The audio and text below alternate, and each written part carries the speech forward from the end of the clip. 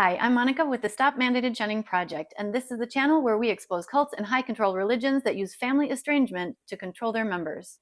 I just have to show you guys this powerful video I came across by Jennie Gage. It is so on topic. We've been talking about parental estrangement and estrangement from grandparents caused by high-control religious groups. Jennie Gage is a former Mormon and a former Christian nationalist. I want you to listen to how her religion estranged her from her grandmother. It's what I literally used to pray for as like a literal kindergartner on my knees as a 5-year-old girl. I would say, Heavenly Father, please destroy all the sinners around me so that we can have peace. I believed my non-Mormon grandma was a sinner, and I literally wanted God to somehow smite her dead. And when that finally happened, when I was like in college, I was thrilled. Sad thing is, my grandma was such a nice person, but she wasn't one in heart, baby. She wasn't chosen. She was a non-member.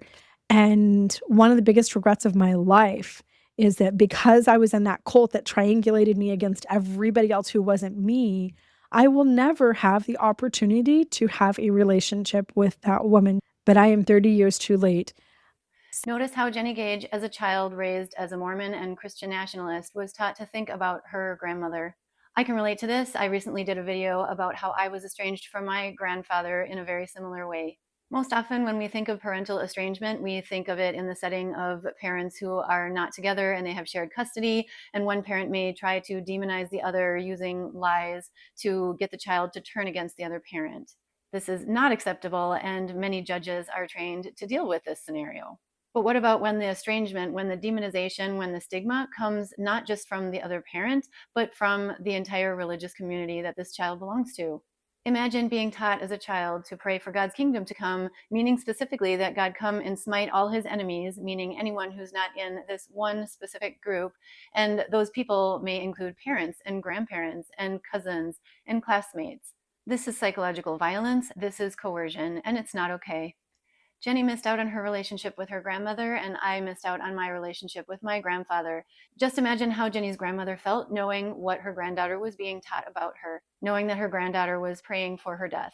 What do you think? Should cults and high control religions that turn young children against their parents and their grandparents be granted tax-exempt status? Please let us know in the comments below. And remember, the research now being conducted at Roehampton University is going to address the harm of mandated shunning, including parental estrangement and estrangement from grandparents. You know what?